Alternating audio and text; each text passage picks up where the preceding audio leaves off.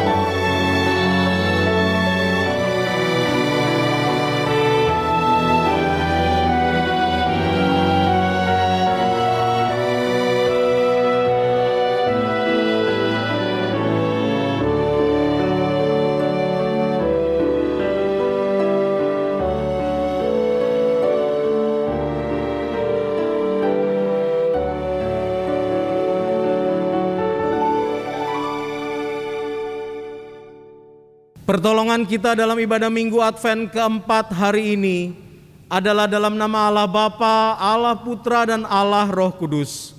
Turunlah atas kita sekalian kasih karunia dari Allah Tritunggal. Amin.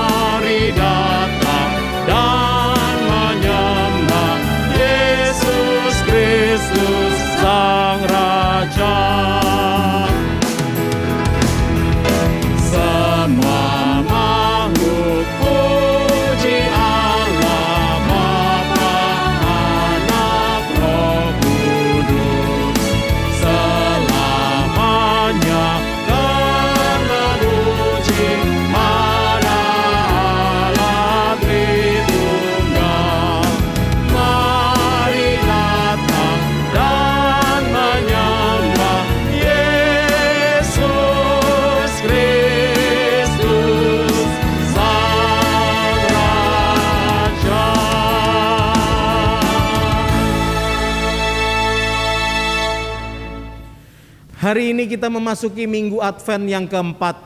Lilin yang kita nyalakan hari ini mengungkapkan kasih dari Kristus. Kasih yang membawanya datang ke dunia dan mati bagi kita yang percaya. Kasih setianya yang terus menopang dan menguduskan hidup kita hari demi hari. Kasihnya yang kita bawa dan bagikan kepada orang-orang di sekitar kita. Kasih setianya juga yang akan menghantar kita masuk dalam kekekalan kelak.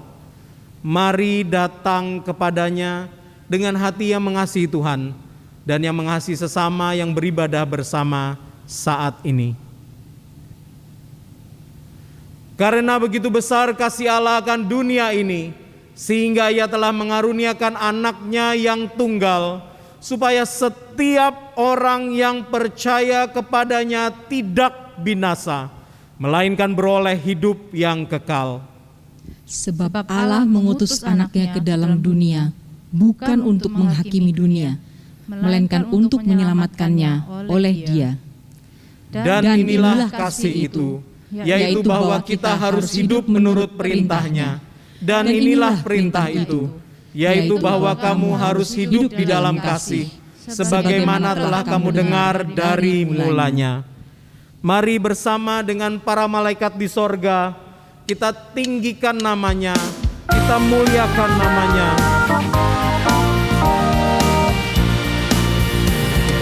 Dengar memuji, mulia bagi Sang Raja, damai dan sejahtera turun ke dalam dunia.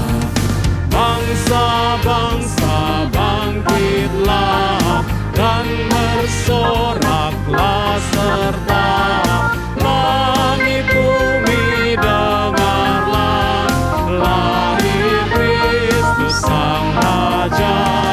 Dengar malak memuji, mulia bagi Sang Raja. Yang di sorga disembah, Kristus Raja yang bakal lahir dalam dunia, dan Maria bundanya. Dalam daging dikenal firman Allah yang kekal, Yesus bayi yang kecil, nyatalah Immanuel. Dengar malak memuji, mulia bagi Sang Raja.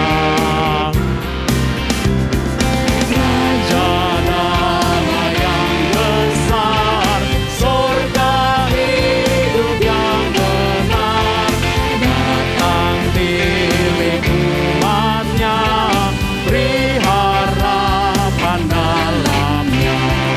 Ya tak pandang dirinya, mau salib diterimanya, agar orang percaya mendapat hidup kekal. Dengar malak memuji, mulia bagi Sang Raja. Dengar malak memuji, mulia bagi Sang Raja. Mari kita datang pada Tuhan dalam doa. Tuhan, kasih-Mu sungguh nyata, Tuhan, anugerah-Mu sungguh nyata di dalam hidup kami. Tuhan, Engkau Allah yang mewujud nyata di dalam Tuhan Yesus Kristus yang datang sebagai bayi, hidup sebagai manusia yang sama seperti kami, dan pada akhirnya mati di kayu salib untuk menebus kami dari dosa. Tuhan, kami sungguh bersyukur Tuhan, karena kami boleh menikmati nyata kasih-Mu di sepanjang kehidupan kami. Tuhan, pada saat ini kami pun tertunduk malu, karena kasih yang kami terima itu ya Tuhan, masih gagal kami tunjukkan kepada orang-orang di sekitar kami. Tuhan, ampunilah, karena kami sering gagal mengasihi orang-orang yang ada di sekitar kami. Mereka yang justru mengasihi kami, sering kami kecewakan, sering sekali kami lukai. Tuhan, ampunilah kami. Tuhan, kami sungguh bersyukur, karena kami tahu darah-Mu yang kudus itu sudah membasuh kami saat ini. Oleh karena itu Tuhan, biarlah dengan hati penuh sukacita kami datang menyembah-Mu pada hari ini, menyatakan komitmen kami, dan menyiapkan hati kami untuk dilawat oleh kebenaran firman-Mu. Tuhan, ini puji sembah kami dalam ibadah kami hari ini. Dalam nama Yesus Kristus kami berdoa. Amin. Jemaat yang dikasihi Tuhan, dengarkanlah jaminan pengampunan dosa yang kita dapatkan dari surat Paulus kepada jemaat di Roma pasal ketiga ayat 23. Karena semua orang telah berbuat dosa dan telah kehilangan kemuliaan Allah, dan oleh kasih karunia telah dibenarkan dengan cuma-cuma karena penebusan dalam Kristus Yesus. Jemaat yang dikasihi Tuhan, kita semua sudah dikasihi dan diampuni oleh Tuhan. Silahkan duduk. Kasih Kristus yang nyata itu sudah seharusnya juga dinyatakan di dalam hidup kita. Karena Natal tidak akan berarti tanpa kasih-Nya hadir dalam hidup kita.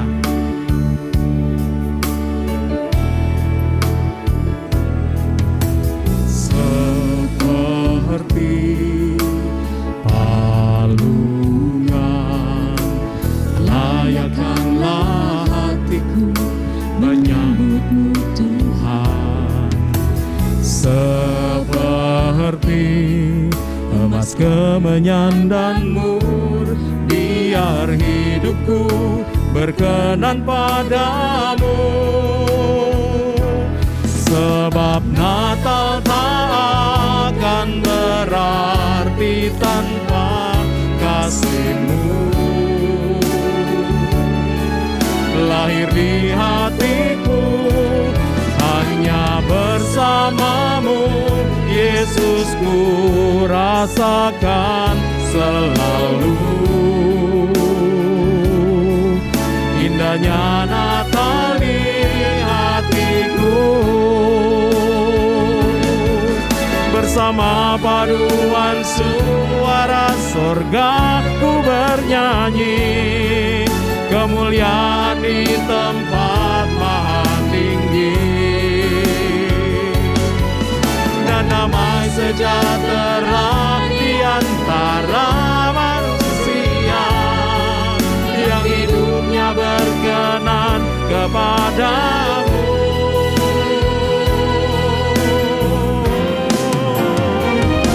Sebab Natal tak akan berarti tanpa kasih-Mu. Lahir di hatiku hanya bersama-Mu, Yesus, ku rasakan selalu.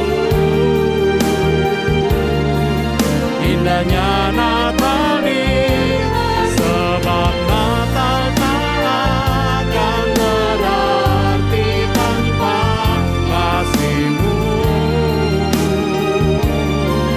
Lahir di hatiku hanya bersama-Mu, Yesus, ku rasakan selalu. Indahnya Natal di hatiku hanya bersama-Mu, Yesus, ku rasakan selalu. Indahnya Natal di hatiku.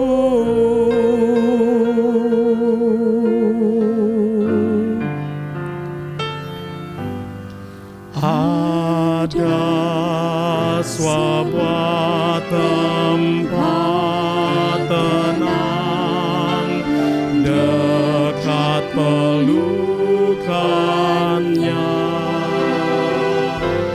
tempat dosa tak menjangkau, dekat pelukannya.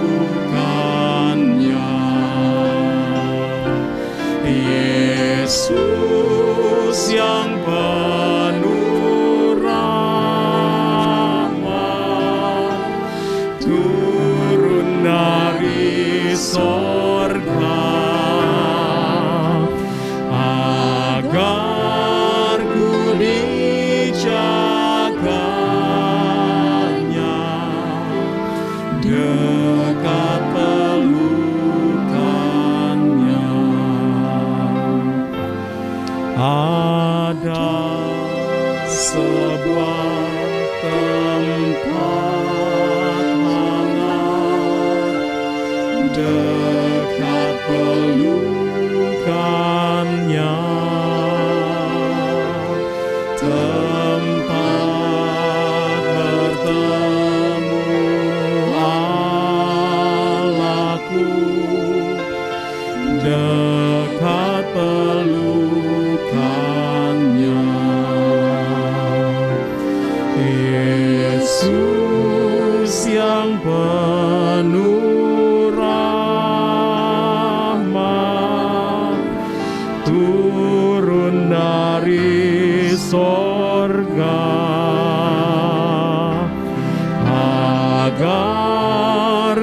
dijaganya,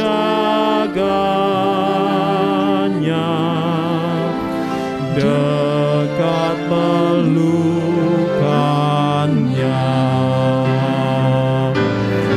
Ada sebuah tempat bebas, dekat pelukannya, tempat penuh sukacita, dekat pelukannya. Yesus yang penuh rahmat, turun dari sorga, agar ku dijaganya, dekat pelukannya. Jemaat yang dikasihi Tuhan, dekat pelukan Allah, di sanalah kita rindu untuk berada. Mari kita menaikkan seru doa pribadi kita. Datanglah kepadanya, berserulah kepadanya, karena Dia Tuhan yang mendengarkan seru doa pribadimu. Berdoalah dalam keheningan sekarang kepadanya.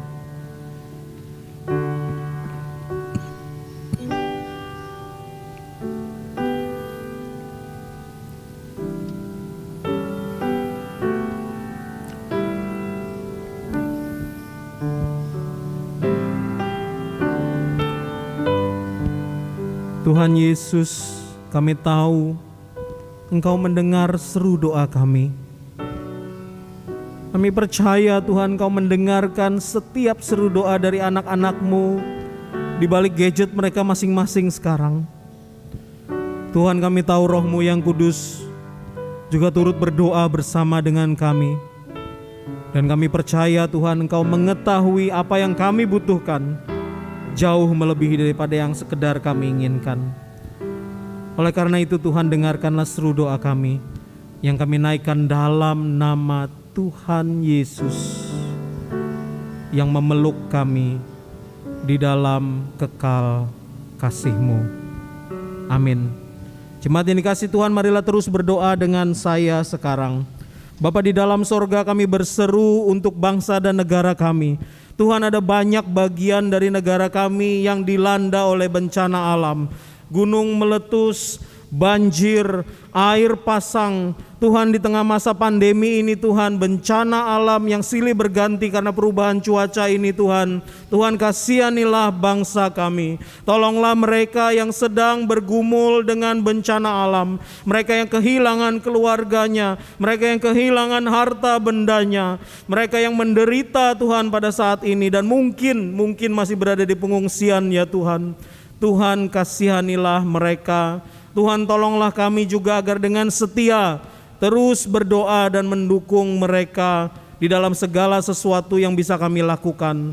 Dan Tuhan, biarlah pemerintah juga boleh dengan cepat menangani masalah ini dan menolong mereka yang terdampak di dalam kekuasaan mereka, di dalam segala sesuatu yang sudah dipercayakan pada mereka. Tuhan, kami juga berdoa Tuhan, Natal yang semakin dekat di minggu yang akan datang. Tuhan, kiranya Engkau berbelas kasihan pada negara kami. Tuhan, hindarkanlah dari ledakan COVID yang berikutnya. Tuhan, biarlah apa yang dilaksanakan oleh pemerintah dengan mengadakan pembatasan-pembatasan ini boleh menolong bangsa kami untuk terhindar dari ledakan COVID yang berikutnya. Dan biarlah Tuhan, pandemi ini boleh segera berlalu dari kami ya Tuhan. Dan kami boleh menjalani hidup normal bersama dengan orang-orang di sekitar kami dan terus membangun kehidupan kami yang sempat jatuh dan lumpuh Tuhan selama masa pandemi ini. Tuhan, tolonglah gereja kami, tolonglah perayaan Natal yang akan dilaksanakan nanti Tuhan. Engkau yang melindungi setiap dari kami yang bertugas, setiap majelis juga yang datang dan akan diteguhkan Tuhan. Engkau yang menolong mereka agar acara ini boleh jadi untuk kemuliaan nama-Mu. Dan setiap firman yang diberitakan tidak akan pergi dengan sia-sia. Bahkan Kau juga menyertai Tuhan setiap dari mereka yang mengikuti Natal dari gadget mereka masing-masing. Tuhan juga setiap gereja-gereja di Surabaya, di Indonesia, bahkan di seluruh penjuru dunia. Tuhan, biarlah Kristus boleh hadir. Kasih-Mu boleh nyata Tuhan di tengah-tengah kami. Tuhan, terima kasih. Ini seru doa sembahyang kami. Tuhan, kami naikkan seru doa ini Tuhan, di dalam satu nama Yesus Kristus yang sudah mengajarkan kami berdoa. Bapa kami yang di sorga, dikuduskanlah nama-Mu, datanglah kerajaan-Mu, jadilah kehendak-Mu di bumi seperti di sorga.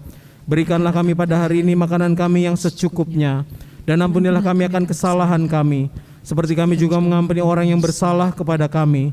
Dan janganlah membawa kami ke dalam pencobaan, tetapi lepaskanlah kami daripada yang jahat, karena Engkau-lah yang punya kerajaan dan kuasa dan kemuliaan sampai selama-lamanya. Amin. Jemaat yang dikasihi Tuhan, mari kita berdiri bersama-sama. Kita akan mengucapkan pengakuan iman rasuli yang berbunyi demikian. Aku percaya kepada Allah, Bapa yang Maha Kuasa, Khalik langit dan bumi, dan kepada Yesus Kristus anaknya yang tunggal Tuhan kita, yang dikandung dari Roh Kudus, lahir dari anak darah Maria, yang menderita sengsara di bawah pemerintahan Pontius Pilatus, disalibkan, mati dan dikuburkan, turun ke dalam kerajaan maut. Pada hari yang ketiga, bangkit pula dari antara orang mati, naik ke sorga, duduk di sebelah kanan Allah, Bapa yang Maha Kuasa, dan dari sana Ia akan datang untuk menghakimi orang yang hidup dan yang mati.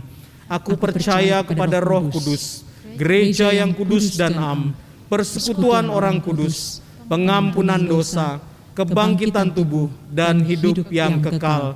Amin. Jemaat dipersilahkan duduk. Mari kita mempersiapkan hati kita sebelum kita mendengarkan firman Tuhan.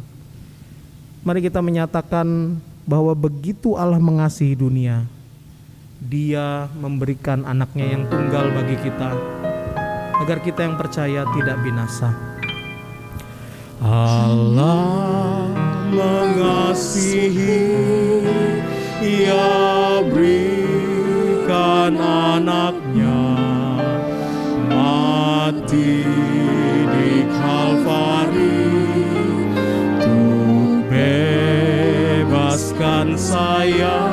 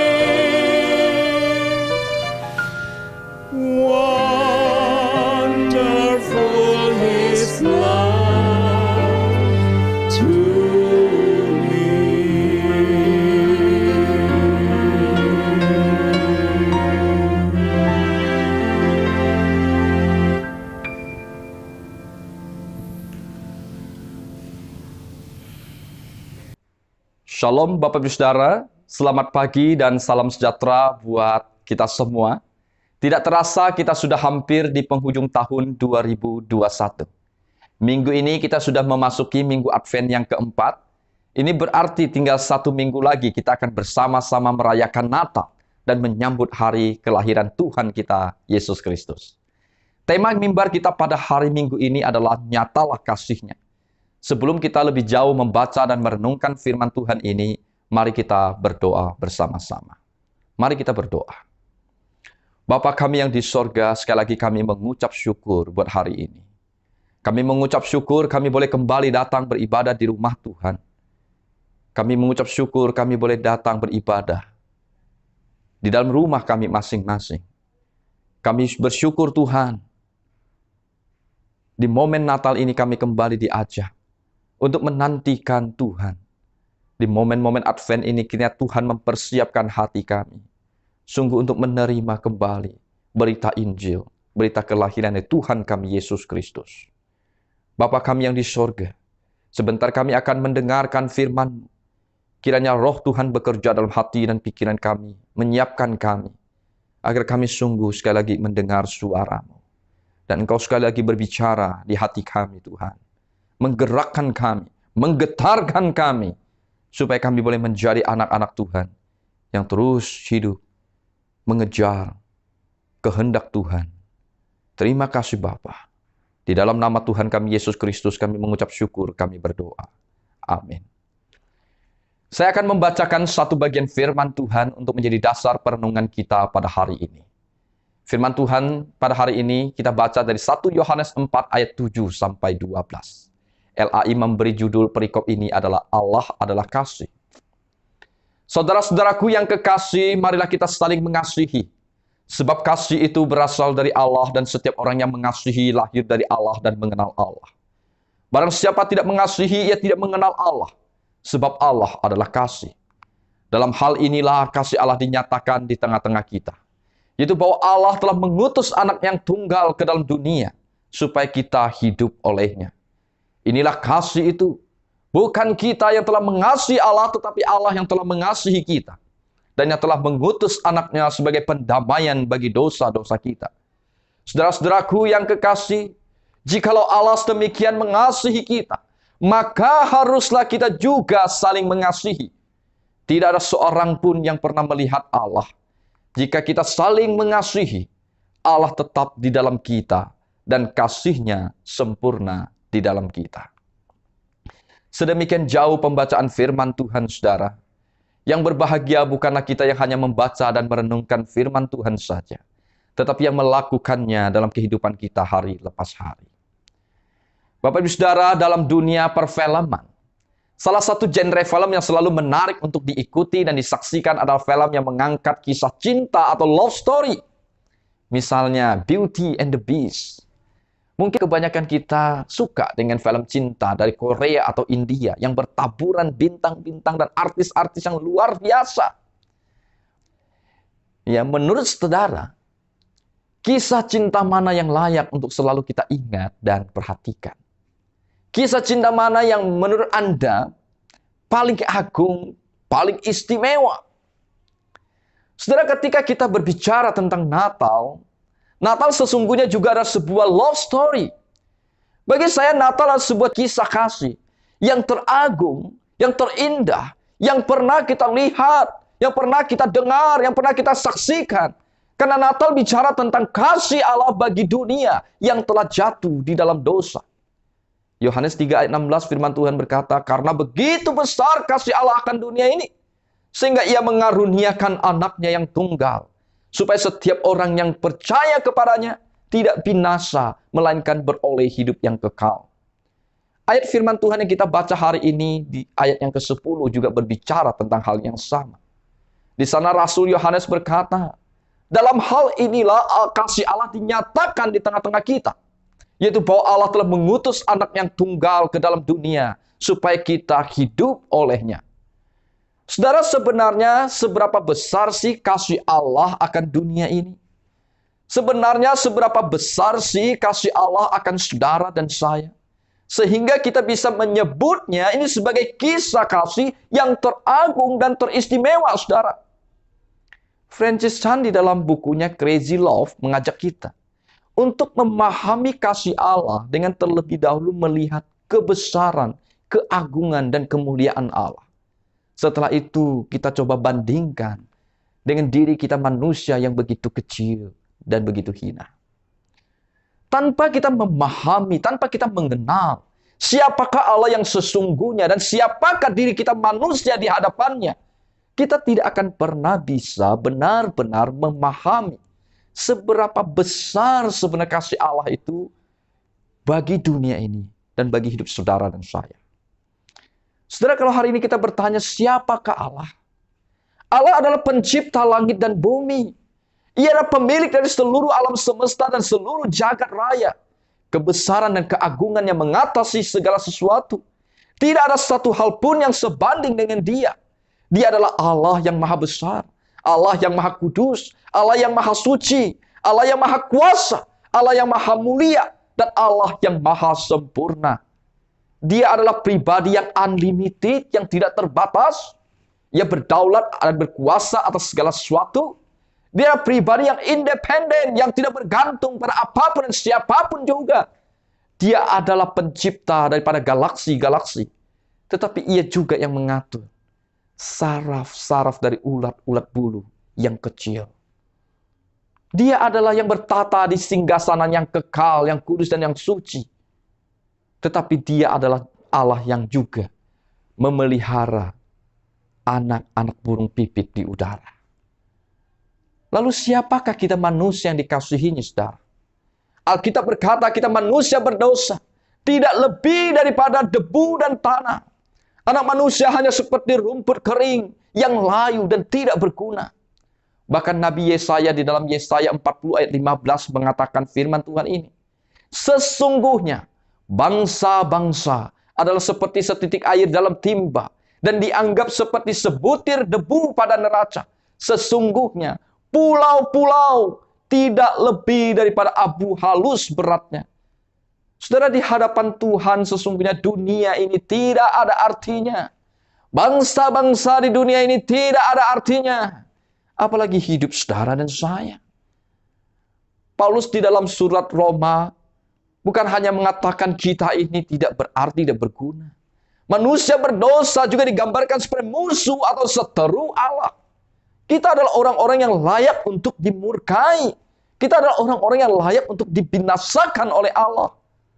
Meskipun demikian, saudara, firman Tuhan berkata, Allah telah menyatakan kasih-Nya kepada kita dan dengan mengutus anak tunggalnya ke dalam dunia, supaya setiap orang yang percaya kepadanya tidak binasa, melainkan beroleh hidup yang kekal.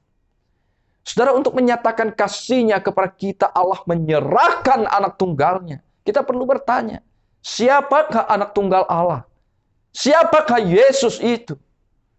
Firman Tuhan berkata, Yesus anak tunggal Allah. Dia adalah sang firman Allah yang kekal. Yang olehnya segala sesuatu diciptakan. Dia adalah Alfa dan Omega. Yang awal dan yang akhir. Yang berhak atas segala yang ada. Dia adalah yang terbaik dari apa yang dimiliki oleh Bapa. Paulus dalam Kolose 1 ayat 15-17 menolong kita untuk mengerti siapakah Yesus yang sebenarnya. Ia adalah gambar Allah yang tak kelihatan, yang sulung, lebih utama dari segala yang diciptakan. Karena di dalam Dialah telah diciptakan segala sesuatu yang ada di sorga, yang ada di bumi, yang kelihatan, yang tidak kelihatan, baik di singgasana maupun kerajaan, baik pemerintah maupun penguasa. Segala sesuatu diciptakan oleh Dia dan untuk Dia. Ia ada terlebih dahulu dari segala sesuatu, dan segala sesuatu ada di dalam Dia. Seluruh kepenuhan Allah berdiam di dalam dirinya. Saudara, apakah bisa kita bayangkan satu-satunya paling berharga, yaitu anak tunggal Allah, sang Tuhan dan sang pemilik dari alam semesta dan jagat raya ini, diberikan untuk menebus bangsa-bangsa yang tidak ada nilainya. Yang nilainya tidak lebih daripada setitik air dalam timba, atau sebutir debu dalam neraca. Saudara, coba kita perhatikan dan renungkan hal ini dengan serius. Siapakah di antara kita yang akan melakukan hal yang demikian? Siapakah di antara kita yang mau menukarkan hal terbaik dan yang paling berharga dari yang ia miliki dengan sesuatu yang tidak bernilai, yang tidak lebih daripada sebutir debu? Siapakah yang akan memberikan yang terbaik dari yang miliki kepada musuhnya, kepada orang yang membencinya, kepada orang yang menolaknya, saudara? Saya rasa tidak ada. Namun inilah yang Allah lakukan dalam Yesus Kristus bagi saudara dan saya. Di dalam dunia ini, apakah ada contoh ilustrasi yang cocok dan tepat untuk melukiskan tentang kasih Allah bagi kita? Saya rasa tidak ada, saudara. Saya pernah membaca sebuah kisah seperti ini. Ada seorang suami yang berselingkuh, mengkhianati, dan menyakiti istri dan anak-anaknya. di puncak karir dan kesuksesannya. Karena satu dua hal ia memilih untuk meninggalkan istri dan anak-anaknya, lalu hidup bersama dengan wanita selingkuhannya selama bertahun-tahun. Dan tentu ini sangat menyakiti hati istri dan anak-anaknya. Namun ketika sang suami kehilangan segala yang ia miliki, ketika ia mulai sakit, kemudian ia mulai jatuh miskin dan tidak berdaya, ia dibuang dan ditelantarkan oleh selingkuhannya. Ia mau kembali kepada istri yang pertama, ia malu. Ia hidup terlantar. Tidak lama kemudian sang istri mendengar kabar tentang kondisi sang suaminya yang sangat memprihatinkan. Sekalipun hatinya masih sangat sakit dan perih mengingat perlakuan suaminya di masa lalu, namun hatinya tergerak oleh belas kasihan. Istrinya menyadari sejahat dan seburuk apapun mantan suaminya, ia tetaplah ayah kandung dari anak-anaknya. Lalu sang istri memutuskan untuk mengampuni. Lalu ia mengajak anak-anaknya untuk mencari dan membawa pulang suaminya. Sekalipun penuh dengan duka dan luka, saudara, sang istri tetap merawat, menerima, memperlakukan sang suami dengan baik. Saudara mendengar kisah ini, kita sudah tahu bahwa kisah kasih dan pengampunan yang seperti ini sudah luar biasa. Bagi kebanyakan kita mungkin ini sudah tidak masuk akal. Bagi kebanyakan kita mungkin ini sudah sangat luar biasa dan sudah cukup untuk menyentuh hati. Namun saudara, kisah kasih yang seperti ini pun tidak cukup untuk menuturkan kisah kasih Allah yang Tuhan nyatakan bagi kita melalui kelahiran Yesus Kristus. Kisah kasih Allah itu jauh melebihi kasih yang demikian. Sehingga boleh kita katakan sesungguhnya di dalam dunia ini, di bawah kolong langit ini, tidak ada kasih yang pas, tidak ada cerita yang pas untuk melukiskan kasih Allah bagi saudara dan saya. Satu-satunya kisah kasih yang bisa menolong kita untuk mengerti betapa besarnya, betapa dalamnya, betapa lebarnya, betapa tingginya kasih Allah kepada kita, hanya bisa kita temukan di dalam kitab Injil kita. Yaitu kita temukan dalam jalan inkarnasi Tuhan kita Yesus Kristus yang datang dari sorga, lahir dan palungan, menelusuri Via Dolorosa, mati disalib di atas bukit Golgota. Saudara, Pendeta John Stott dalam bukunya Why I Am a Christian meminjam puisi dari Francis Thompson untuk menjelaskan kasih Allah yang luar biasa bagi hidupnya. Francis Thompson lahir pada tahun 1859 dan meninggal pada tahun 1907. Ia adalah seorang penulis puisi terkenal dari Inggris. Sebelumnya ia hanya seorang anak kecil yang hidup dalam kesepian tanpa kasih sayang. Pada waktu dewasa ia berulang kali gagal dalam hidupnya dan berakhir tersesat di jalanan. Dan pernah kecanduan opium, terbuang dari keluarga dan masyarakat. Namun atas anugerah dan belas kasihan Allah yang besar, Francis Thompson bertemu dengan sebuah keluarga Kristen yang sangat mengasihi Tuhan. Mulai keluarga inilah akhirnya Francis Thompson dilayani dan mengenal kasih Allah dalam Yesus Kristus. Pada tahun 1983, keluarga ini mempublikasikan buku puisi yang ditulis oleh Francis Thompson. Salah satu puisi yang terkenal, yang lahir dari kesaksian hidupnya sendiri, diberi judul Anjing Pemburu dari Sorga. Lewat puisi ini, Francis Thompson bersaksi dan berkata, "Ku jauhi dia sepanjang malam dan selama siang. Ku jauhi dia sepanjang rentang tahun-tahun. Ku jauhi dia dengan cara yang rumit dalam pikiranku sendiri dan di tengah air mata. Ku bersembunyi darinya dan di bawah galak tawa. Harapan akan pandangan yang tinggi ku kejar dan berbalik tiba-tiba. Tenggelam dalam bayang-bayang raksasa ketakutan. Dari sana kaki yang kuat mengikuti, mengejar. Tetapi dengan pengejaran yang tidak tergesa-gesa. Dan langkah yang tenang. Kecepatan penuh pertimbangan, keagungan segera. Memukul, dan sebuah suara memukul lebih segera daripada kaki. Semua hal yang mengkhianati kamu, hai kamu yang mengkhianati aku." Saudara, lewat puisi ini, Francis Thompson melihat Allah mengejar dan mendapatkan hidupnya. Seperti seekor anjing pemburu yang mengejar dan mendapatkan kembali domba yang terhilang. Ketika pendeta John Stott meminjam puisi ini dalam bukunya Why I Am a Christian, pendeta John Stott juga menyadari hal yang sama. Jika bukan karena kasih Allah, ia tidak mungkin menjadi seorang Kristen. Oleh sebab itu Francis Chan berkata, Allah adalah kasih. Ia mengasihi kita dengan crazy love, cinta yang tidak masuk akal, tak mengenal lelah, dan sungguh maha dahsyat. Saudara, Allah telah mengasihi kita dengan kasih yang sempurna. Kasih yang melampaui segala akal, pikiran, dan pengetahuan manusia. Bahkan melampaui segala afeksi dan emosi yang pernah kita ungkapkan di hadapan manusia. Allah mengasihi kita dengan kasih yang gila, kasih yang berani dan bersedia mengorbankan segala-galanya. Namun saudara, pertanyaannya adalah seberapa jauh, seberapa dalam hari ini Anda dan saya mengenal dan memahami kasih Allah yang sedemikian rupa. Seberapa banyak di antara kita orang-orang yang mengaku Kristen benar-benar mengenal dan mengalami kasih Allah yang demikian. Sebagian dari kita mungkin berkata, puji Tuhan, saya sudah mengerti dan mengalami kasih Allah luar biasa. Jika benar saudara, puji Tuhan, kiranya Allah semakin melimpahkan kasih-Nya dalam hidup saudara dan memakai hidup saudara menjadi berkat bagi banyak orang.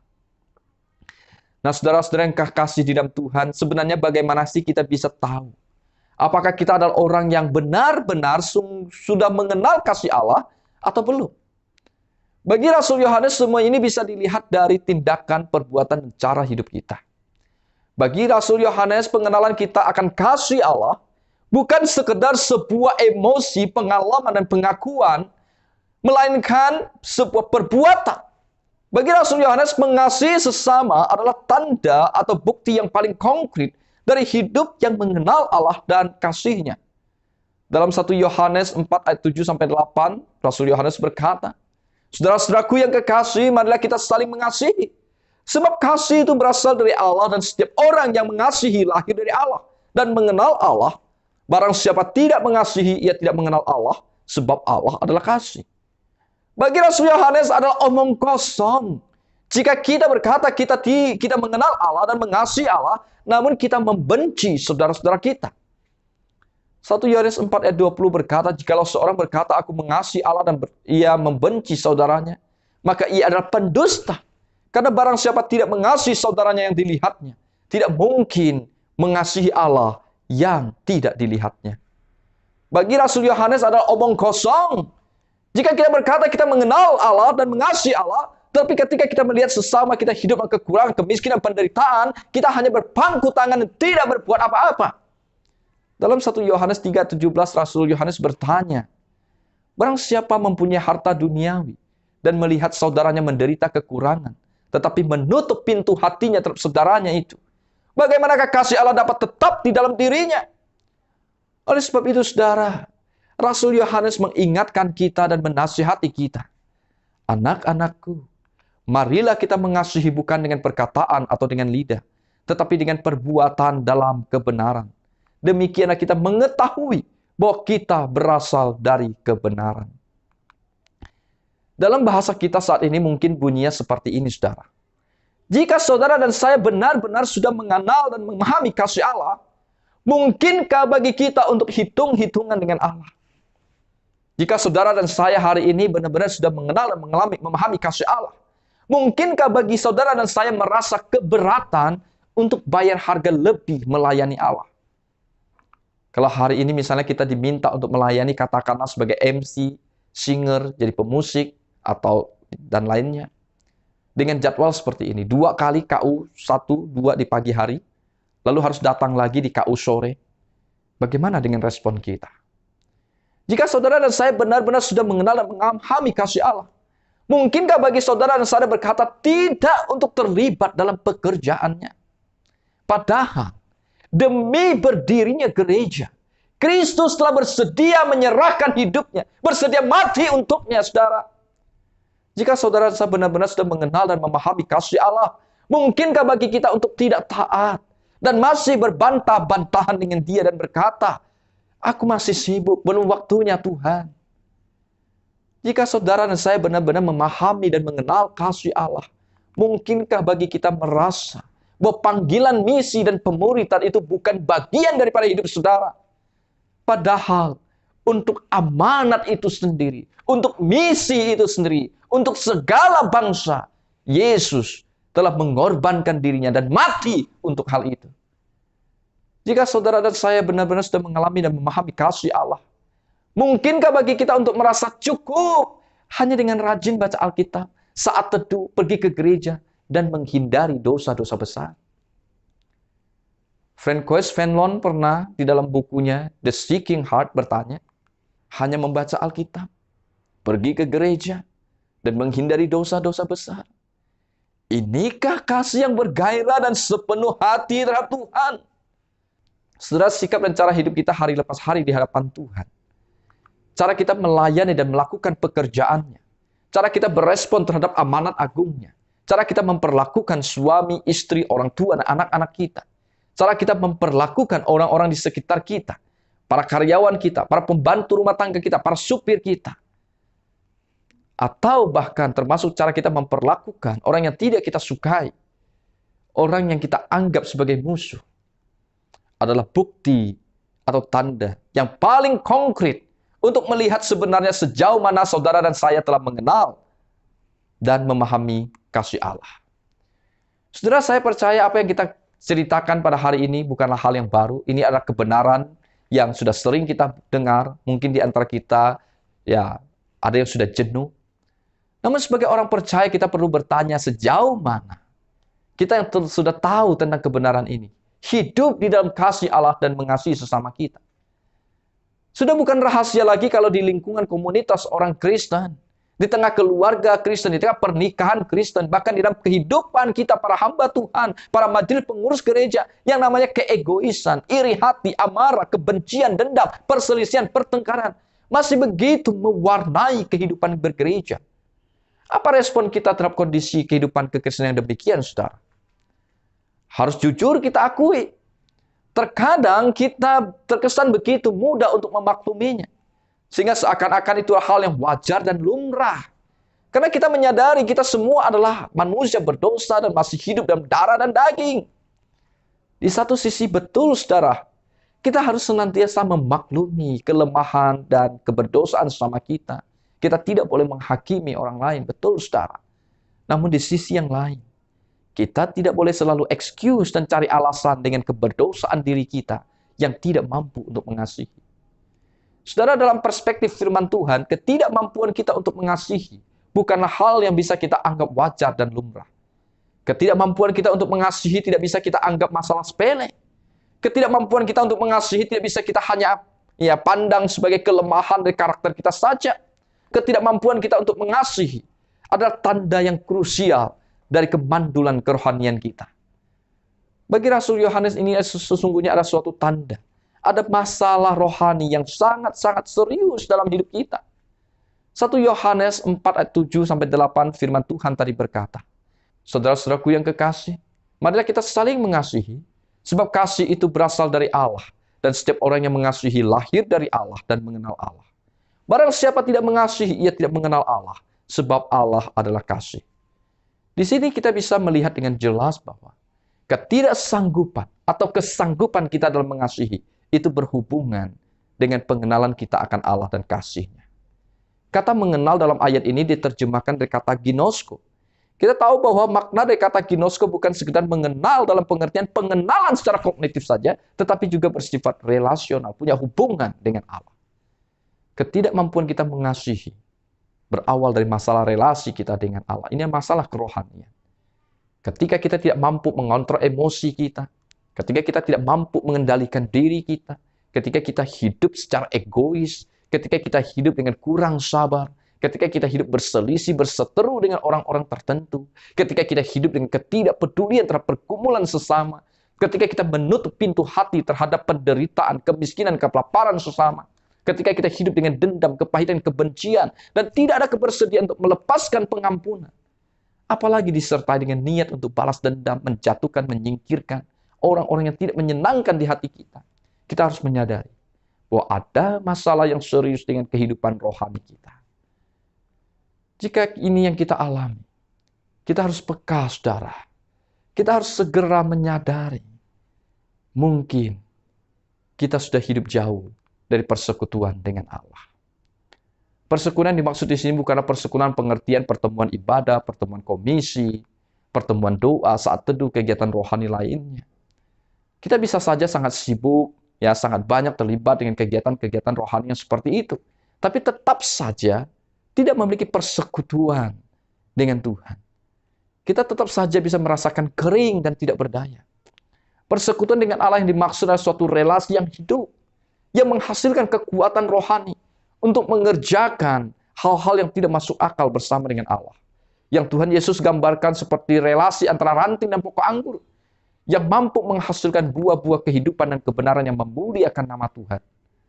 Saudara, ketika saudara dan saya gagal dalam mengasihi, ingat berita Injil ini. Setiap waktu dan setiap saat, kita bisa menghampiri Allah untuk mengakses kasih Allah yang berlimpah-limpah. Allah Bapa dan Tuhan kita Yesus Kristus yang mengasihi kita, senantiasa menyediakan kasih-Nya yang kita butuhkan. Pertama-tama untuk memulihkan keadaan rohani kita, mencairkan kedinginan, kebekuan daripada hati kita, dan selanjutnya untuk menyalurkan kasih itu kepada orang lain yang membutuhkan. Ketika kita merasa gagal dalam kasih kepada sesama, kasih kepada Tuhan, ingatlah. Datanglah kembali kepada Tuhan. Hampiri tata kasih karunia-Nya. Mintalah Ia sekali lagi menghangatkan hati kita yang dingin. Sebab hanya dengan cara yang demikian, kita akan dimampukan untuk mengasihi sesama seperti Allah telah mengasihi kita. Saudara, izinkan saya menutup khotbah ini dengan doa yang sama, seperti doa yang pernah Paulus panjatkan buat jemaat di Efesus. Aku berdoa supaya kamu bersama-sama dengan segala orang kudus dapat memahami betapa lebarnya dan panjangnya dan tingginya dan dalamnya kasih Kristus, dan dapat mengenal kasih itu sekalipun ia melampaui segala pengetahuan. Aku berdoa supaya kamu dipenuhi di dalam seluruh kepenuhan Allah. Amin. Mari kita berdoa. Bapa kami yang di sorga, kami bersyukur untuk hari ini. Kami bersyukur untuk kasih-Mu yang besar atas hidup kami, ya Tuhan. Yang Engkau nyatakan di dalam Yesus Kristus. Kami percaya tidak ada kisah kasih yang lebih agung daripada kisah kasih yang pernah Engkau ukirkan di dalam sejarah melalui kelahiran Tuhan kami, Yesus Kristus. Terima kasih Tuhan. Engkau yang telah menghargai kami yang tidak bernilai ini. Tuhan, orang-orang yang telah mengalami kasih-Mu, biarlah kami ini boleh terus Tuhan dihangatkan oleh kasih Allah. Dan hati kami juga mulai terbuka untuk mengasihi orang-orang yang membutuhkan kasih Allah. Bapa kami yang di sorga, biarlah di momen Natal ini, sekali lagi kami mengingat akan berita Injil ini. Dan kami bersedia membagikan kasih yang sama kepada orang-orang yang membutuhkannya. Kepada keluarga kami, orang-orang di sekitar kami, yang belum mengenal kasih-Mu, ya Tuhan. Terpujilah nama-Mu Bapa. Dalam nama Tuhan kami Yesus Kristus, kami mengucap syukur, kami berdoa. Amin.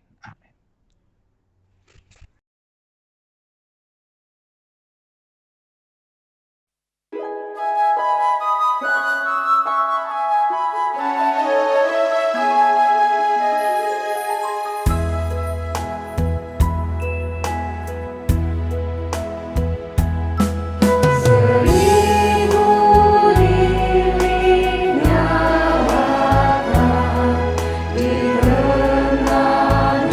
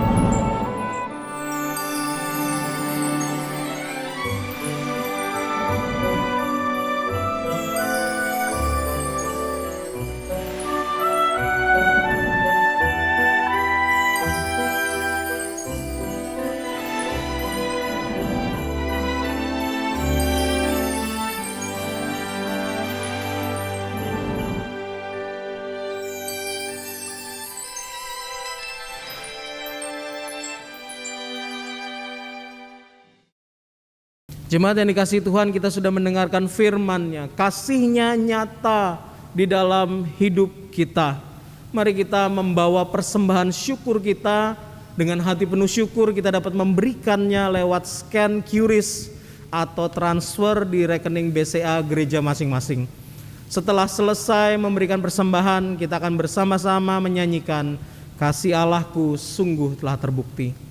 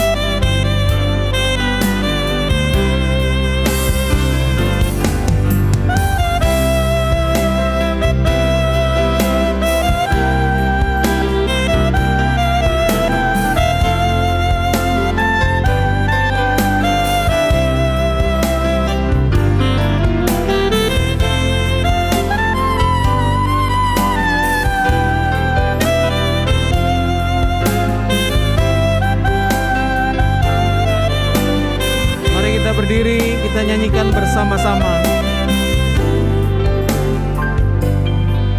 Kasih Allahku sungguh telah terbukti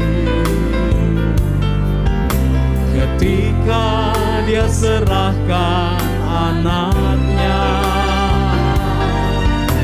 Kasih Allah mau berkorban bagi kau dan aku. Ada kasih seperti kasih-Mu. Kasih Allahku sungguh terbukti. Kasih Allahku sungguh telah terbukti ketika Dia serahkan anaknya. Kasih Allah mau berkorban bagi kau dan aku. Kasih seperti kasih-Mu. Bersyukurlah, bersyukur, bersyukur, bersyukurlah, bersyukur karena kasih setia-Mu. Ku sembah, ku sembah, ku sembah dan ku sembah selama hidupku. Sembah Kau Tuhan. Bersyukurlah bersama-sama. Bersyukur, bersyukur, bersyukurlah, bersyukur karena kasih setia-Mu. Ku sembah, ku sembah, ku sembah dan ku sembah selama hidupku.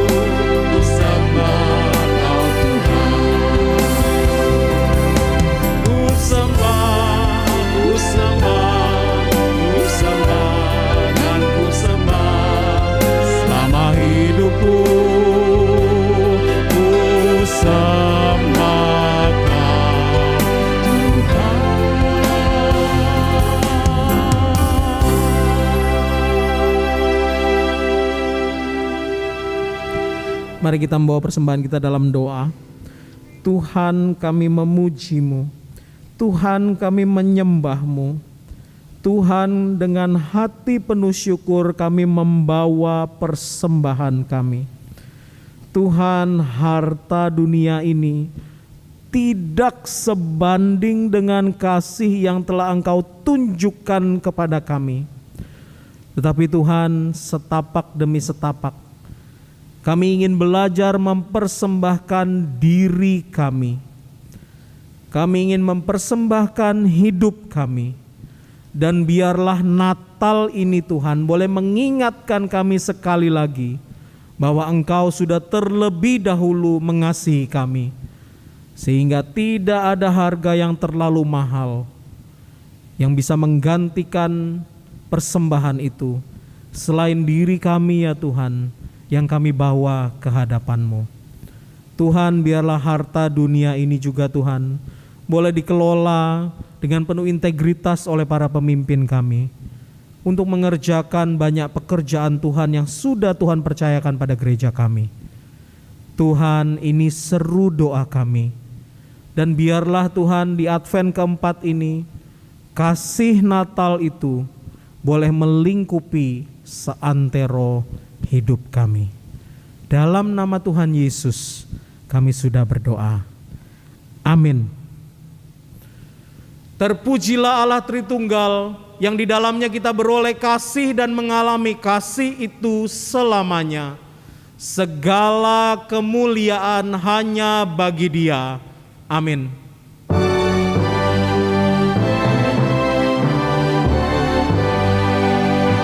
Puji Allah Bapa Putra, puji Allah Roh Kudus, ketiganya yang esa. Pohon selamat sumber berkat.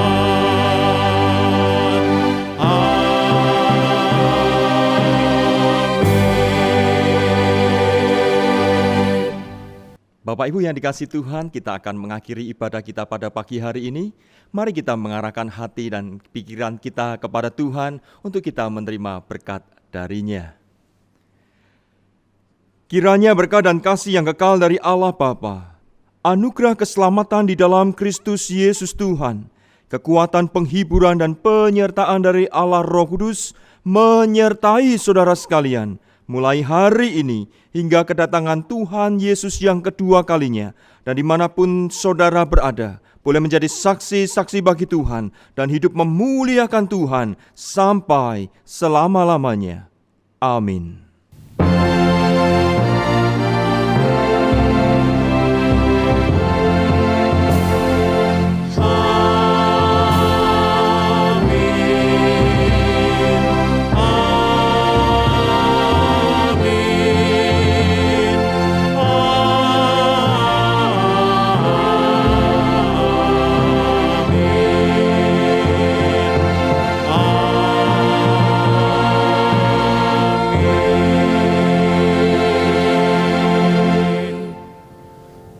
Ibadah kita telah selesai, jemaat dipersilakan duduk dan bersaat teduh. Selamat menyambut Natal. Tuhan Yesus yang kasih-Nya nyata itu menyertai kita sekalian. Amin.